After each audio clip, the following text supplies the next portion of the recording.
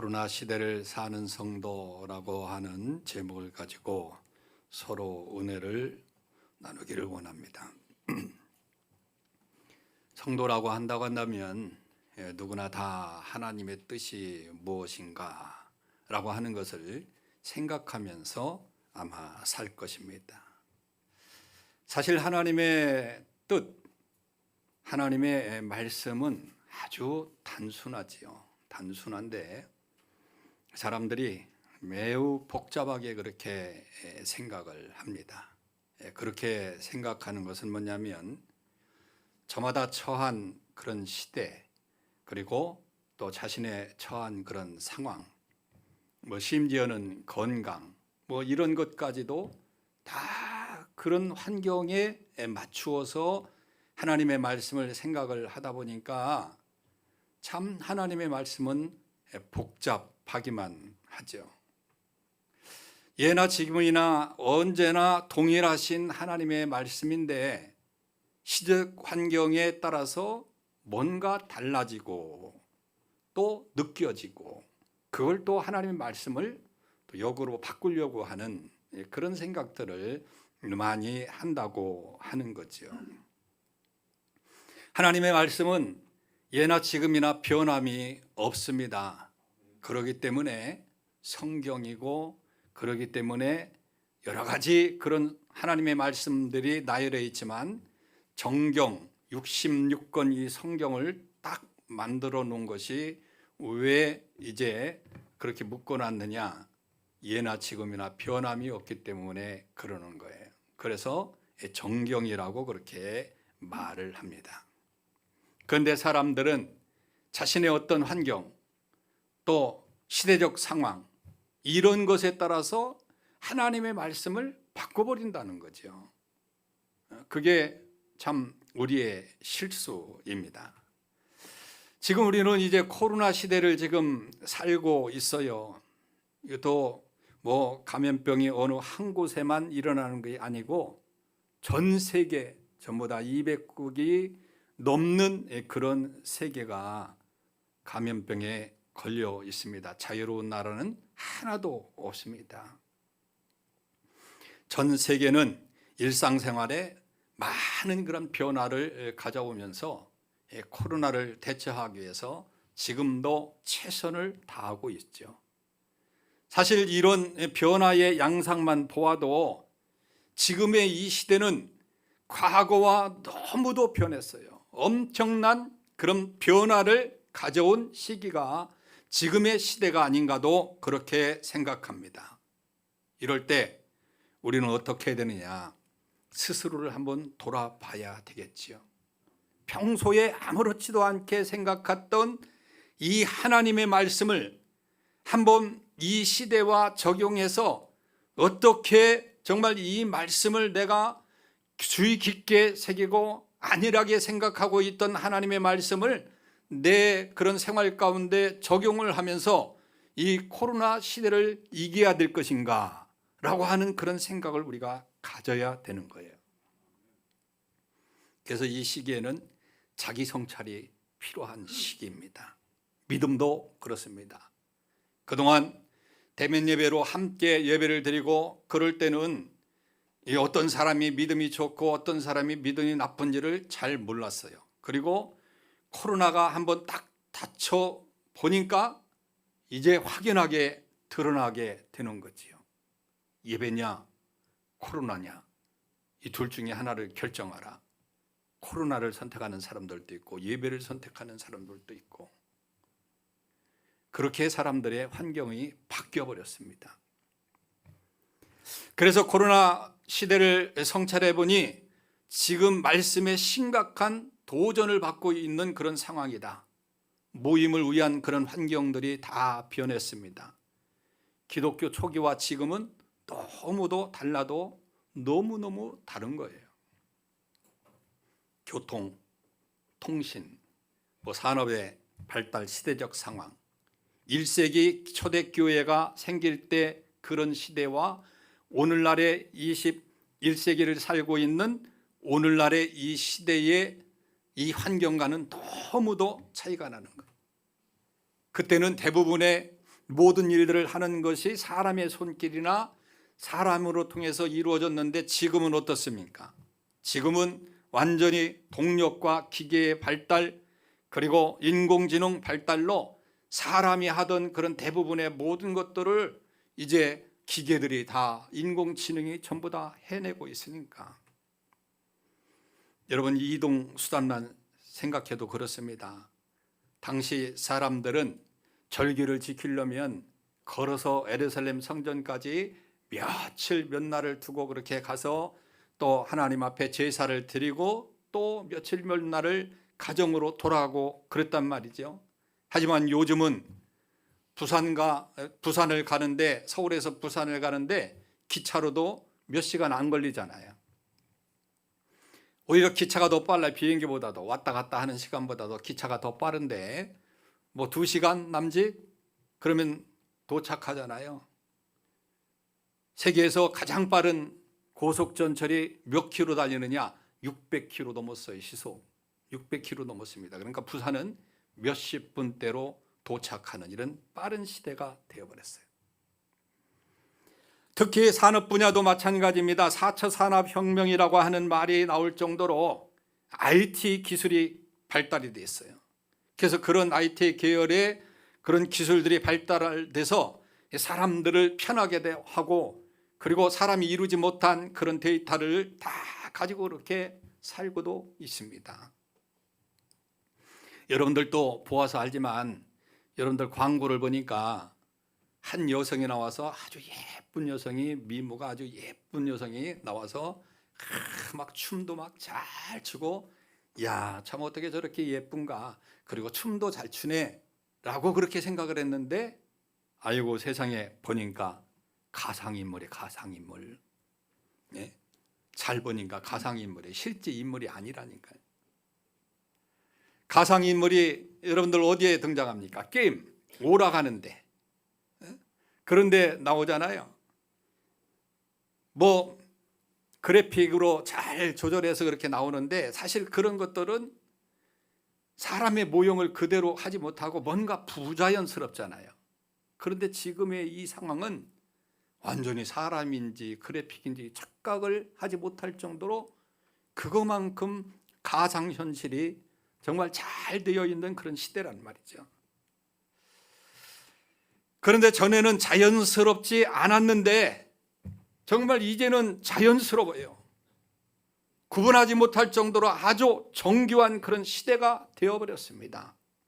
여러분, 초대교회 시대에는 상상도 못할 그런 일이 일어나지 않습니까? 자, 지금도 보십시오. 어떻게 코로나가 이 세계를 다 뒤엎을 때 어떻게 알았어요? 사상 초유의 상태가 이르게 된 거지요.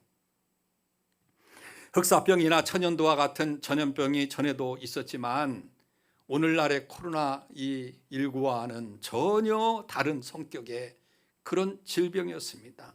그 영향력이 너무도 큰 거예요. 지금 확진자가 2억 2천만 명, 데이터로 정확히 데이터된 것이 2억 2천만입니다. 그럼 데이터에 속하지 않은 그런 비공식적인 자료는 얼마나 많은 사람들이 확진이 되었냐. 어제까지 450만 명이 세계에서 죽었어요. 이것도 데이터에 기록된 수집된 내용만 그렇습니다. 그렇지 않은 그런 인원까지 포함하면 정말 1,000만 명도 넘는 사람들이 죽어간 거예요. 이 전무후무한 그런 일들이 일어났지요. 인공지능의 발달과 코로나19 시대가 만나면서 그리고 교회는 고민하지 않을 수 없습니다. 참으로 고민할 수밖에 없는 그런 상황에 처하게 됐습니다. 비대면 예배. 여러분, 초대교회의 비대면 예배라는 거 생각이나 해봤습니까? 우리가 지금까지 2020년도 초반까지 비대면 예배라는 것을 여러분들 생각이나 해봤어요? 전혀 생각지 못한 그런 일들이 지금 초유의 사태가 벌어진 거지요. 그래서 소수의 예배 인원만 있으면 동시에 어디에서든지 그 시간대에 그 유튜브를 통해서 실시간 예배가 전송이 되니까 이런 시대가 올 줄은 예배의 상태에서 이렇게 바뀔 줄은 꿈에도 모른 거지요. 사실 유튜브라고 하는 것은 반복 기능이 있습니다. 반복 기능이 있기 때문에 뭐 좀 게으른 사람들, 늦게 오는 사람들, 이런 사람들도 그 유튜브로 실시간 그런 영상을 그대로 처음부터 다시 재생을 할 수 있잖아요. 그래서 같이 예배를 드리고도 그러는데 얼마나 좋습니까? 조금만 늦더라도 상관이 없어. 다시 돌려서 보면 되니까. 유튜브나 영상이 발전되지 않았던 그런 시절에도 뭐 영상 예배를 드리고는 했습니다. 우리나라 교회에서 큰 교회, 순복음 교회가 영상 예배를 유튜브 그런 영상이 아니고 실제 케이블로 연결을 해서 케이블 예배를 드리기도 했어요. 그래서 지 교회들마다 케이블하고 뭐 수요예배나 이런 예배는 그 영상으로 해서 예배도 드리고 그랬습니다. 본부에서 방송하는 그런 영상을 보기도 그렇게 했죠. 당시에 기존의 그런 교회들이 얼마나 욕을 했습니까?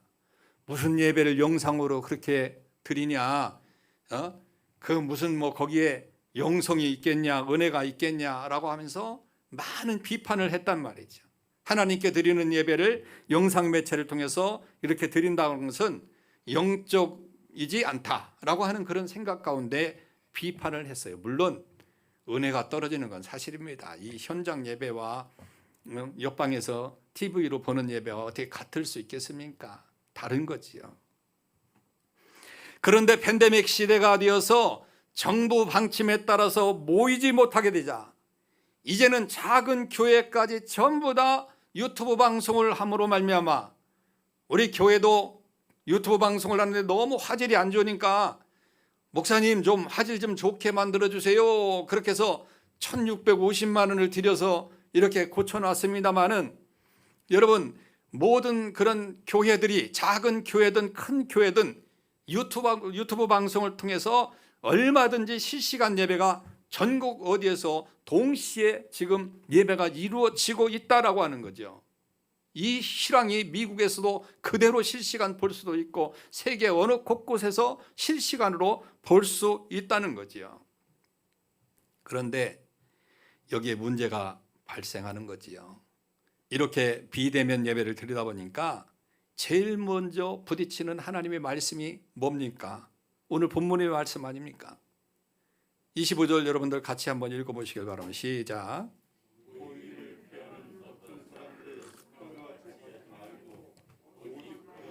그날이 가까움을 볼수록 더욱 그리하자.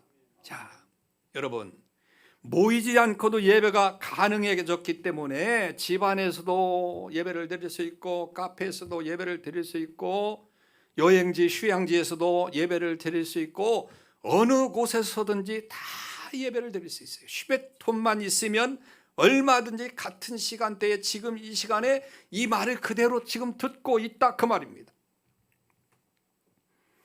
물론 코로나 상황에서 모이면 안 되는데 이렇게라도 예배를 드릴 수 있어서 천만 다행이고 감사할 수밖에 없는 거죠. 그러나 걱정이 뭐냐? 설령 코로나 시대가 끝난다 할지라도 비대면 예배가 사라질까?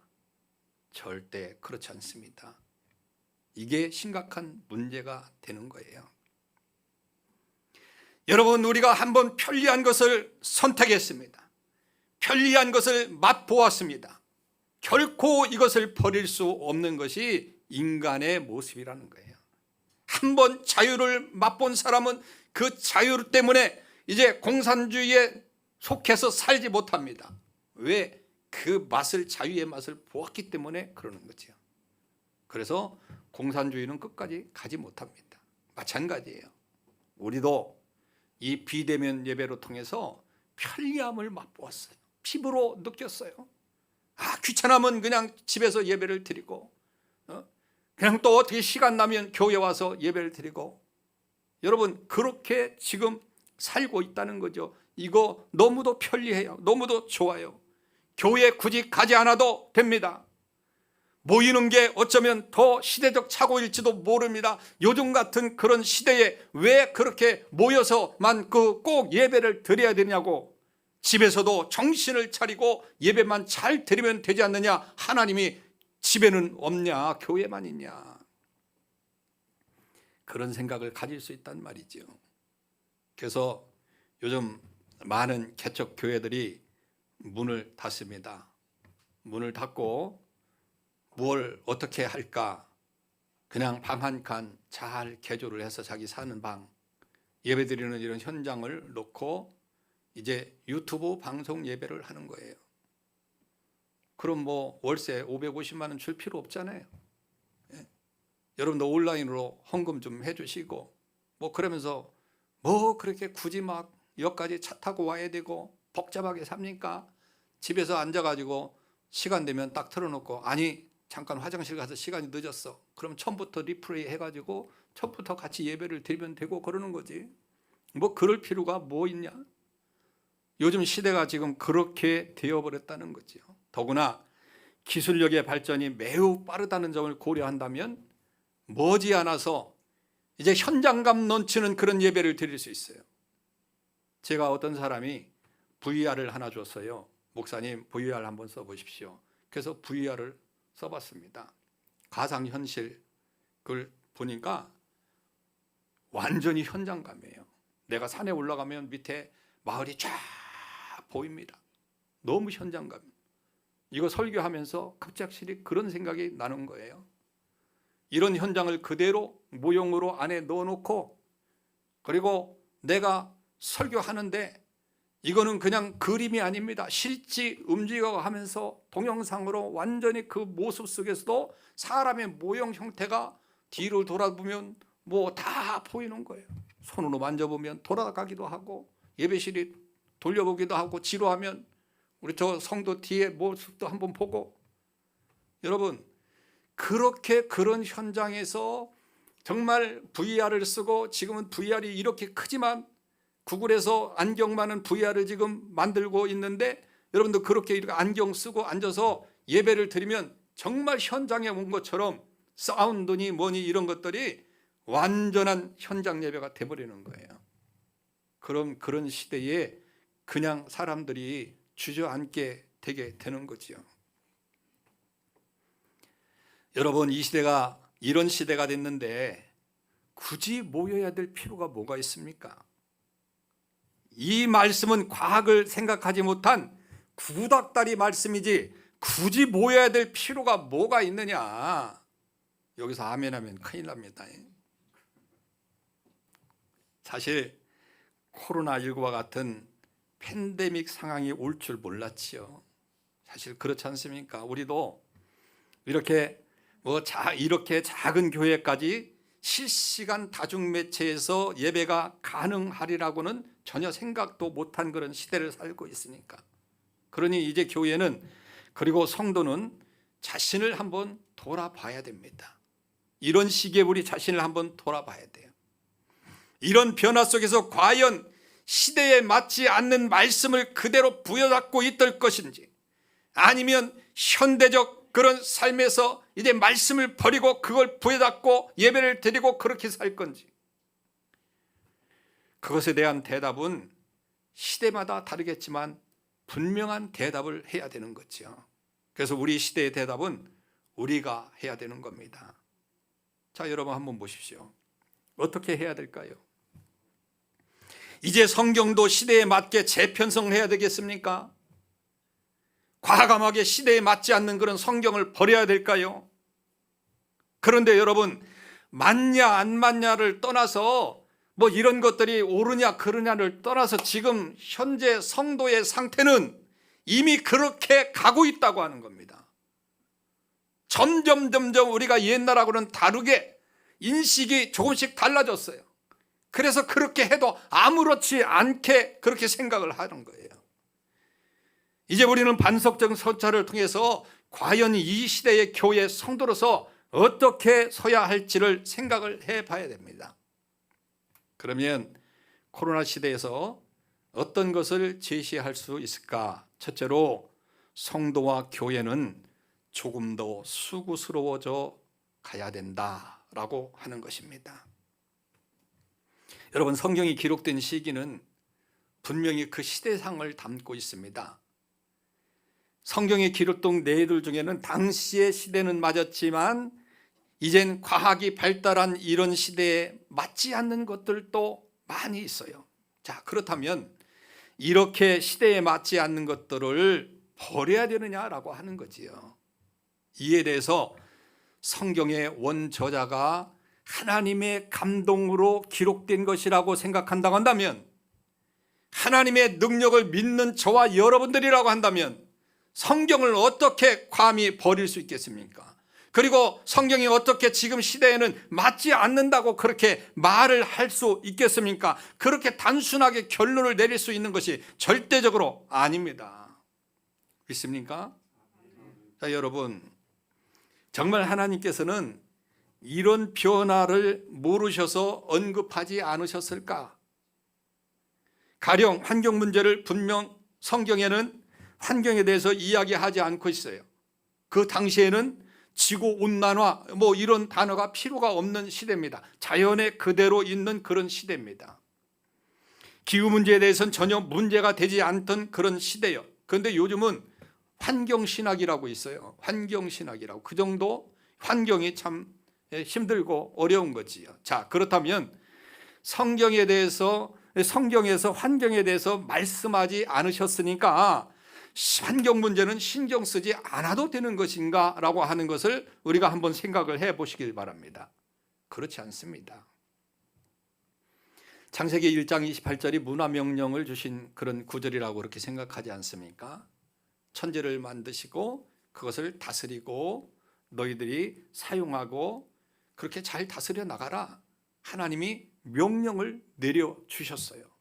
자연을 마구 해침으로 말미암아 지구의 온난화가 온도가 올라가게 그렇게 만드는 게 아니고 대기가 탁월하게 탁탁하게 그렇게 탁한 것으로 만들지 말고 이제 자연을 잘 보존해서 하나님이 창조하신 그 환경을 그대로 유지하고 보존할 수 있도록 사람들에게 만들어 줬다는 거지요. 맡겨주셨다는 거지요. 그런데 우리가 편리하게 살다 보니까 이렇게 온도가 올라가고 지구가 혼탁하고 이렇게 힘들고 어려운 것들이 그대로 우리들에게 부딪히는 겁니다. 생각을 해보면 지금 코로나 시대를 지금 살고 있는데 결국 이런 성경의 원리를 지키지 못한 결과입니다. 자, 코로나19의 숙주가 어디서 나왔다고 그랬어요? 박쥐라고 하는 곳에 나왔다고 그러지 않습니까? 매개체가. 그 박쥐라는 매개체가 없으면 인간에게 전달되지 않았을 것이에요. 인간의 환경과 박쥐의 생활 환경은 엄격하게 그렇게 구분은 되어 있지만 박쥐는 동굴 속에서 밤에 움직이면서 사는 그런 거고 인간은 이 현장에서 살고 있는 그런 구분이 되어 있는 그런 삶들이 있다는 거죠. 사람과 박쥐의 삶이 다른 것입니다. 그런데 인간이 자연을 무분별하게 이렇게 사용을 하다 보니까 박쥐들이 자신이 살고 있는 그런 환경에서 아유 나 도저히 못 살겠어. 그리고 나와서 인간의 환경에 부딪혔습니다. 그러다 보니까 이런 코로나 같은 그런 질병이 생기게 되는 거예요. 너무 힘들다는 거지요. 그러니까 인간에게 전파될 접촉점을 가진 것이 바로 뭐냐? 인간들이 그렇게 환경을 파괴하고 보존하지 못하니까. 그래서 지금은 그 환경 때문에 오는 그런 건강을 해치는 그런 일들이 얼마나 많느냐라고 하는 거지요. 그래서 지금 코로나 상황은 인간이 자연을 하나님의 뜻대로 보존하지 않은 사용한 데서 온 결과라고. 그러니까 성경이 시대에 맞지 않는 말씀이 아니라 그 의미를 제대로 살리면 지금도 그대로 보존해야 되고 그러는데 그렇지 못했다는 거죠. 자, 여러분, 이제 모이지 않아도 예배 드릴 수 있는 시대가 지금의 시대가 아닙니까? 가상현실로 통해서도 현장감 넘치는 그런 예배들을 드릴 수 있어요. 큰 교회, 10만 명, 20만 명 모인 그런 교회들 가상현관 공간에 놓고 내가 그 가운데 자리에 앉아서 예배를 드리는 거죠. 그리고 사운드도 좋게 해서 예배를 드리죠. 정말 현장감 넘쳐요. 여기서 이렇게 드리는 예배보다도 더 현장감이 넘칠 거예요. 그런데 여러분, 이젠 그렇게 모이지 않고 예배를 드릴 수 있는 시대가 되었지만 모이기를 힘쓰라고 하는 하나님의 말씀을 어떻게 이해할 거예요? 여러분, 이 말씀을 이 시대에 적용하기 위해서 고린도전서 7장 31절의 말씀을 보게 되면 세상 물건을 다 쓰지 못하는 자같이 하라. 이 세상의 외형은 지나감이라. 이 말씀은 종말의 시대에 염두에 두고 하신 그런 말씀인데, 다시 말하면 종말이 가까워올수록 성도는 자신이 할 수 있는 일, 그리고 자기가 쓸 수 있는 편리함, 자기가 누릴 수 있는 그런 권리 등을 다 쓸 것으로 생각하지 말라라고 하는 거예요. 그럼 이 말이 무슨 말입니까? 최소한의 누릴 수 있는 만큼만 누리고 하나님의 나라를 위해서, 다시 말하면 요즘 같은 그런 시대에 비대면 예배에서, 가정에서 유튜브 예배를 드리고 있는 그런 사람들이 편리함을 느끼고 그냥 집에서 유튜브 예배만 드리지 말고 내가 수고하고 애써서 교회에 나와서 예배를 드리려고 하는 그런 마음을 써야지, 그냥 편안히 가정에서만 예배를 드리려고 하는 그런 마음을 다 쓰지 말라, 그 말이에요. 여러분, 그것을 지금 이야기하는 것입니다. 그게 하나님의 뜻이라고 하는 겁니다. 믿습니까? 그래서 여러분, 이것을 코로나 팬데믹 시대에 적용해야 되는 거예요. 여러분, 이후로 비대면 예배가 더 활발하게 될 거예요. 그건 뻔한 겁니다. 그러나 성도와 교회는 그런 편리함으로 달려갈 것이 아니고 최대한 좀 내가 힘들고 어려워도 대면 예배를 드리기 위해서 최선을 다해야 됩니다. 이미 우리나라 기독교는 이미 비대면 예배에 이제 코로나 때문에 아주 그게 속히 빠르게 지금 다가온 것이지 전에서부터 점점 다가오고 있었어요. 그런데 코로나라고 하는 것을 만나서 급속도로 빨리 온 것뿐이다. 시대는 변해서 이제는 영상의 매체 시대에서 예배를 드리는 시대가 이제 점점 다가오는 거지요. 그런데 그럼에도 불구하고 우리는 수고하고 애쓰는 대면 예배를 여러분 버려서는 안 된다라고 하는 거지요. 믿습니까? 가능해지면 수고스럽더라도 말씀 그대로 모이기를 힘써야 된다고 하는 것이죠. 편리함을 추구하는 것을 다 쓰지 말라는 겁니다. 다 쓰는 것은 세상의 방법이지만 예수 믿는 사람들은 그런 것들을 다 쓰지 말고 여러분들 수고하고 애쓰는 그런 것들을 내가 감당할 줄 아는 그런 사람이 되라고 하는 그런 줄 믿으시길 바랍니다. 여러분, 교회도 마찬가지예요. 여러 가지 편리한 기기들을 사용할 수 있잖아요. 영상으로 참 편리하지요. 또 말씀도 찬양도 뭐 영상에서 다 뜨니까 성경책도 필요 없고 여러분들 뭐 그렇게 하잖아요. 그래서 여러분들 이 기기들이 잘 만들어지고 그러니까 너무도 편해. 그냥 딱 덜레덜레 옛날에는 성경책 무거운 거 들고 왔었는데 그냥 와서 앉아 있다가 가도 얼마든지 예배를 드릴 수 있는 거예요. 그런데 여러분, 그래도 옛날이 좀 촌스럽고 옛날이 좀 불편하다 할지라도 자꾸 그곳으로 돌아가려고 하는 그런 마음들을 가져야 됩니다. 그래야만이 모이기를 힘쓸 수 있는 거예요. 서로 모여서 격려하는 그런 모습들이 그래야만이 있을 수 있는 겁니다. 믿습니까? 그래서 여러분, 하나님을 예배하고 교회가 되어가는 이 문제에서 우리는 본질적인 것을 결코 양보할 수 없다.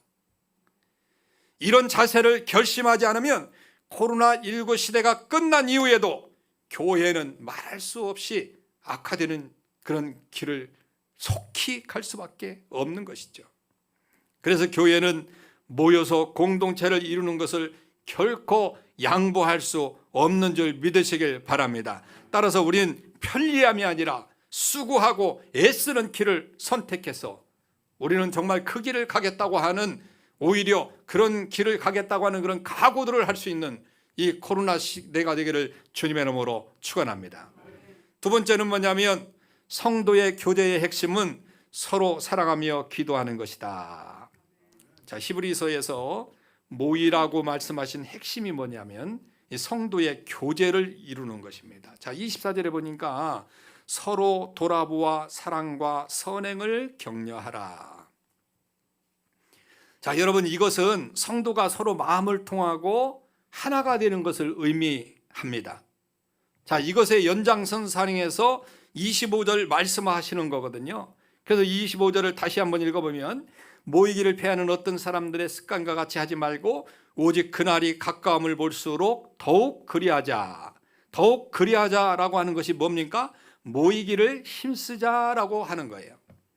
자, 그러니까 오늘 본문 말씀은 성도의 교제를 충분히 이루어 교회답게 서라라고 하는 그런 말씀이에요. 자, 그렇다면 우리는 모이는 것 말고도 성도의 교제를 이루는 방법에 대해서 우리는 생각을 해봐야 됩니다. 그 방법에 대한 힌트가 오늘 본문에 나와 있어요. 서로 사랑하는 것, 그리고 서로 격려하는 것, 서로 얼굴을 보는 것. 물론 코로나 팬데믹 시대에서 얼굴을 맞대고 보는 것에 잠깐 제약을 받을 수가 있습니다. 그렇다면 우리는 이러한 시기에 어떻게 해야 되느냐라고 하는 거지요.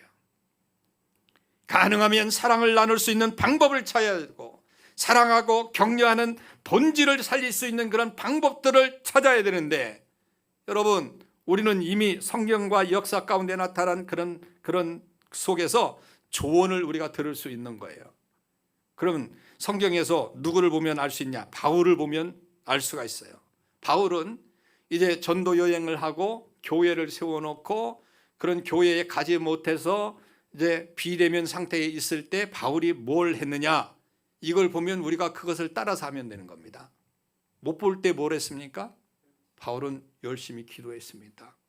그들을 위해서 기도를 했어요. 예? 그리고 두 번째 뭘 했어요? 여러분, 그는 편지를 써서 그 사람들에게 전했습니다. 그리고 자신의 사랑을 이야기했습니다. 자신이 그들을 위해서 기도하고 지금도 잊지 않고 있다는 사실을 편지로도 전달을 했습니다. 그걸 우리가 배워야 되는 거죠, 지금의 시대에. 믿습니까? 바울은 자신이 할 수 있는 그런 방법을 다 강구했습니다. 그들을 위해서 사랑으로 기도하는 것 기본이었습니다. 그들에게 권면할 말씀을 편지로 쓰는 것도 기본이었습니다. 이처럼 수단을 강구해야 돼요. 우리도 마찬가지예요. 기도해주고 문자도 드리고 전화도 하고, 그리고 할 수 있으면 야, 얼굴 보고 싶다, 우리 영상통화하자, 헬로 사랑해, 뭐 이러면서 어린아이들만 하지 말고 어른들끼리도 아이고 얼굴이 참 고와졌네, 옛날보다 더 나아, 뭐 그래가면서 그렇게 교제도 하고 기도도 해주고. 왜 아멘이 없으십니까? 네? 이런 것들을 최대한 우리가 강구를 해야 되는 겁니다. 시대에 맞는 걸로 찾으면 되는 거예요. 핵심은 서로 사랑하고 서로 기도하며 격려하는 그런 마음을 가지고. 믿습니까? 모여서 하는 게 최고지만 모이지 못하는 이런 상황에 이르렀다고 한다면 성도의 교제는 끊임없이 끊어지지 않도록 최선을 다하는 것, 이게 지금 이 코로나 시대를 살고 있는 우리가 해야 될 일이라는 거지요. 그럴 때 성령께서 우리 안에서 놀라운 역사를 이루게 될 줄로 믿습니다. 여러분, 이 두 번째 이야기는 그 목사님이 기도하라고 하시는구나 라고 그렇게 정도로 생각해서는 절대적으로 곤란합니다. 성도의 교제를 위해서 자신이 할 수 있는 그런 방법으로 사랑하고 격려하고, 그래야 성도이고 교회라고 하는 사실을 지금 이야기한 거니까. 코로나가 아니라 그 어떤 감염병이 올지라도 그런 모습은 늘 마찬가지입니다. 우리가 끝까지 정말 잊지 아니하고 성도들과 함께 교제하는, 모이기를 힘쓰는 그런 사람들이 돼야 될 줄로 믿습니다. 이렇게 할 때 교회가 되고 성도가 있는 줄 믿으시길 바랍니다. 여러분, 어려울 시대일수록 우리의 본질을 회복하기 위해서 최선을 다하고 성찰하고 노력해야 됩니다. 내 자신의 믿음도 한번 돌아보고, 그렇구나, 내가 이런 시대에 너무 안일하게 편의주의로 살았구나, 정말 내가 하나님 앞에 부끄럽구나, 이런 생각들을 해보면서 살 줄 아는 그런 사람들 되시길 바랍니다.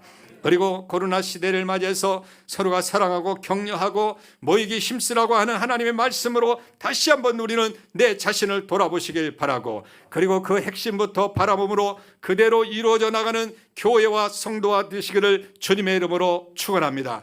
여러분, 지금 우리가 할 수 있는 상황은 아무것도 없는 것처럼 그렇게 보이지만, 하지만 찾아보면 할 수 있는 것들이 많이 있습니다. 관심을 가지고 돌아보시길 바랍니다. 끝까지 믿음으로 나아가시길 바랍니다. 형제 자매들과 서로 교제하면서 아름다운 그런 삶을 사시길 바랍니다. 그리고 코로나 시대가 끝나면 또 함께 모여서 예배하면서 더욱더 열심을 다하여 주를 섬기는 그런 사람들 되시기를 주님의 이름으로 축원합니다. 우리 말씀을 생각하면서 기도하기를 원합니다. 다 같이 기도합니다. 사랑의 하나님, 감사합니다.